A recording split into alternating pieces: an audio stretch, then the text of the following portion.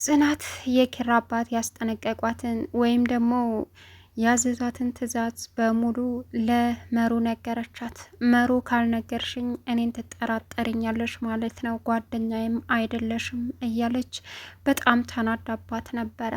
ከዛም አማራጭ የላትም ግን ለማንም እንዳትናገሪ ሀሳቤንም ልታስቀይርኝ እንዳትሞክሬ ብላት ነበረ። ከዛ እሷም ላዳምጠውና የሚወስነው ውሳኔ ከዛ በኋላ እንወስናለን አለቻት።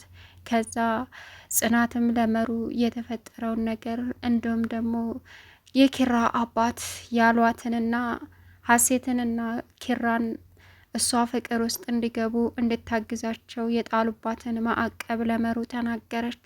መሩ ደግሞ ምን አስበሽ ነው በማለት በጣም ተናደደች።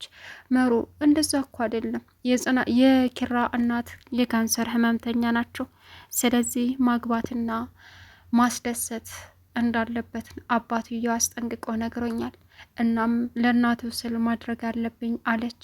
ይሄ በፍጹም አይሆንም፣ አንቺና እሱ ተጋብታችሁ እናትየዋን ማስደሰት ትችላላችሁ፣ ፈጣሪ ደግሞ ስለታመሙ ሞት የለም አለቻት።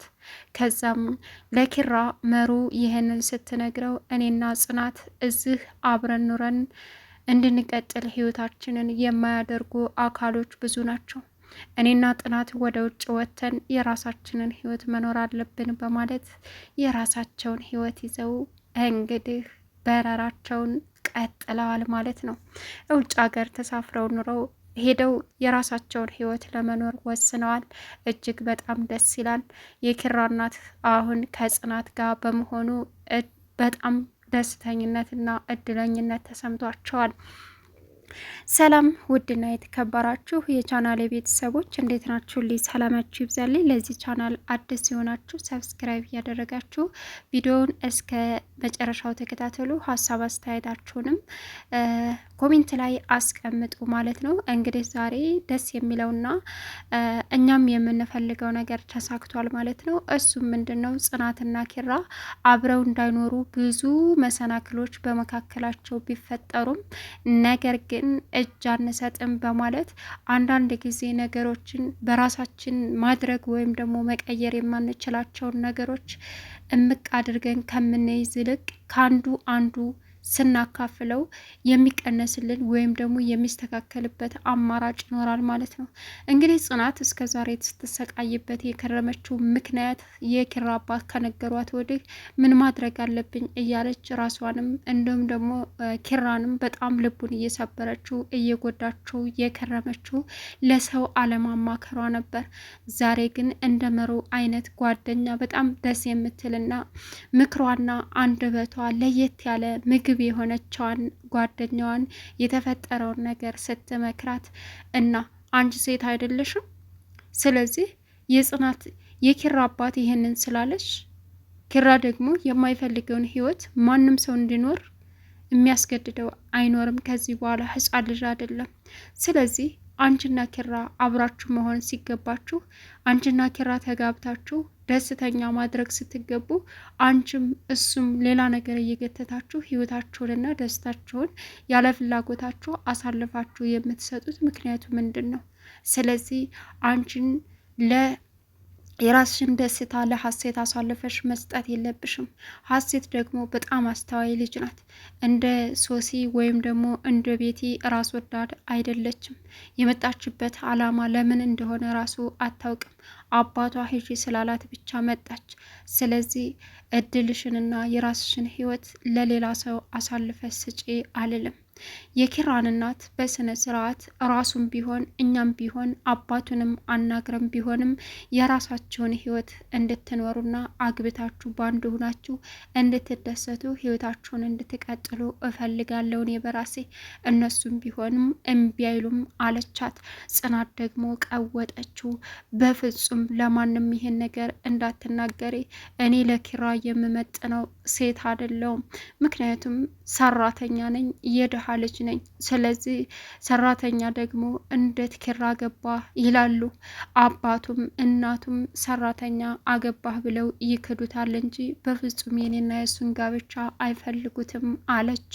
ከዛም መሩ ደግሞ ይሄ አስተሳሰብ ኋላ የቀረ ነው። ስራ ማንንም ቢሆን ሊያስንቅ አይችልም። ማጣትም እንደዛው። ሁሉም ሰው እማማ ላይ አይደለም የሚኖረው። ከመልካም ማማ ወርዶ አዝዕት ይገባል። ስለዚህ እባክሽን ጽኑ እንደዚህ አይነት ውሳኔ አትወስኝ፣ የልጁም ልብ መጎዳት የለበትም ብላ ጽናትን እንደምንም ብላ መከረቻት። ከዛ ጽናት ግን ፈቃደኛ አይደለችም።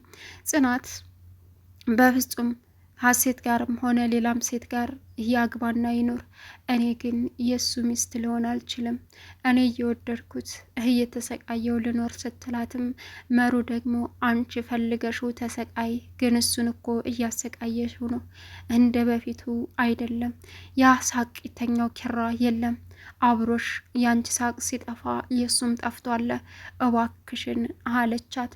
ከዛ መሩ ለኪራ አማከረችው። ኪራ ደግሞ የሆነ ነገር እንደደበቀችኝ አይኗ ላይ አይቼ ነበረ። ጽናት የኔ ጽናት በድንገት ይህንን ሀሳብ ታመጣለች ብዬ አልጠብቅም። ምክንያቱም ነገር ግን አልፈልግህም ሄድልኝ ስትለኝ እውነትም አልፈልገኝም ብዬ ነው የተረዳሁት። መጀመሪያ ፍቅር ሳይሆን ስሜት ነበር አንተ ላይ ያለኝ ስትለኝ ግራ ተጋብቼ ነበረ አለ። ከዛ እሱም ይሄ ነገርማ ከሆነ እናቴና አባቴን ነግሬያቸው አልፈልግም ካሉ፣ ሰራተኛ አግብተህ ልጃችን አይደለህም ካሉ፣ እኔም የራሳቸው ጉዳይ። እናም ጽናትን ወደ ውጭ ይዤ ሄጄ የራሴ ህይወት መኖር አለብኝ አለ። አይገርምም? ከዛ ቤተሰቦቹ ሲጠየቁ አሻፈረን አሉ። የበላባት ልጅ አምጥተን አሳቅፈ ነው። እናም የጓደኛ ልጅ በስነ ስርዓት በስነ ምግባር የታነጸችና ያደገ ልጅ አልፈልግም አምጥተን ሰጥተነው አልፈልግም ካለ ሰራተኛ በፍጹም ሊያገባ አይችሉም አሉ። ሰራተኛን አንዳንድ ሰዎች የወረደና ወይም ደግሞ በስራው ልክ የሚያዩ ሰዎች አሉ። ሰራተኛ አንድ ሰው ስላገባ ውርደት ወይም ደግሞ ክብራቸው የተነካ የሚመስላቸው ሰዎች አሉ። አሁን ጽናት የፈራችው ነገር ደረሰ።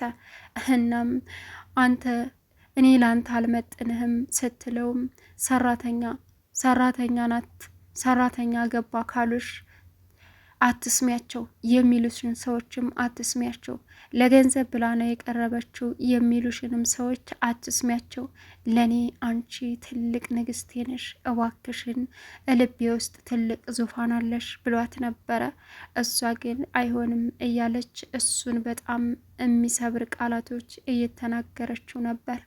እናም አሁን የፈራችው ነገር በገዛ ቤተሰቡ ላይ መጣ። እሱ ደግሞ የፈለገ ይሁን እኔና ጽናት የሚለያየን ቤተሰብ ካለ እኔን አይፈልጉኝም ማለት ነው። ስለዚህ እኔና ጽኑ ከዚህ ወጥተን ውጭ መኖር አለብን አይደለም። ልጅ መውለድ ወይም ደግሞ ደስታን ከሆነ የሚፈልጉት ልጃችንን ወልደን ወደ ሀገራችን ተመልሰን እናሳያቸዋለን፣ እዚያ ሀገራችን ላይ እንድንኖር ካልፈቀዱልን በማለት እነሱ እንግዲህ ላጥ ብለው ሄዱ። እናም አንዳንዴ ጽናት እስከ ዛሬ ስትሰቃይበት የነበረችው ይህ ሁሉ ስቃይ ምንድን ነው? አለመናገሯ ነው። ስለዚህ ጓደኛ ካለን ለጓደኞቻችን ሁሉንም ነገር ብናማክር ጥሩ ነው ብዬ አስባለሁኝ። ምክንያቱም በእርግጥ በአሁኑ ሰዓት ማንንም ሰው አምኖ ሚስጥርን አሳልፎ ወይም ደግሞ ችግሬን ተረዳይ ብሎ መናገር ትልቅ መዘዝ ሊያመጣ ይችላል። ግን ቢሆንም ደግሞ በፍጹም አንድ ሰው ከዝምታ ይልቅ የኔ የሚለው ሰው ጓደኛም ካለው ወይም ደግሞ ለሚወደውም ሰው ችግሩን ሲያማክር ከሱ ይልቅ እሱ ጭንቀት ውስጥ ሆኖ ሊፈታቸው ወይም ደግሞ የመጣለት ተዛ ነገር ለመውጣት ሀሳብ ካጣ ሌላው ሰው ደግሞ ቀስ ብሎ መፍትሄ ሊኖረው ይችላል።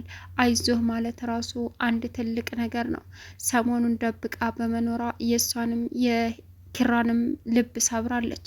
ለመሩ በመናገሯ ልቅስ ትልቅ መፍትሄ መጥቶለታል ማለት ነው። እና ከዚህ ድራማ የተማርኩት ችግሮቻችንን በውስጣችን እምቅ አርገን በብዙ ከምንይዝ ይልቅ ቢያንስ ጨርሰን ባናወራ ለምንወዳቸው ሰዎች ጫፉን ብንነግር የተሻለና ጥሩ መፍትሄ ይመጣል ብዬ አስባለሁ። እናም አንዳንድ ጊዜ ነገሮችን በውስጣችን በያዝን ቁጥር ወይም ደግሞ አንዳንድ ሰዎች በውስጣቸው ይዙና መፍትሄውን ይፈልጋሉ። ጽናት ግን ድምድም አድርጋ ምንም ነገር አልፈልግ ደስታዬን አሳልፌ እሰጣለሁ የሚል እቅድ ነበራት። ስለዚህ ያንን እቅድ አፍነን ከምንይዘው ይልቅ ጊዜ ይፈታዋል እያልን ሰበቡን ማድረስ ለእኔ የጨነቀኝን ለጓደኛዬ ባማክራት መታመን አለመታመን የራሷ ጉዳይ ነው። በብዙ ሳይሆን ጫፍ ጫፉን ብንናገር መፍትሄ እናገኝለታለን ብዬ አስባለሁ። ጽናትን ያስጨነቃት መከራ ዛሬ እንግዲህ እንድፈታ እና ደስተኛ ሆና ከኪራ ጋር እጅ ለእጅ ተያይዛ እንድትቀጥል አድርጓታል። ቻናሉን ሰብስክራይብ እያደረጋችሁ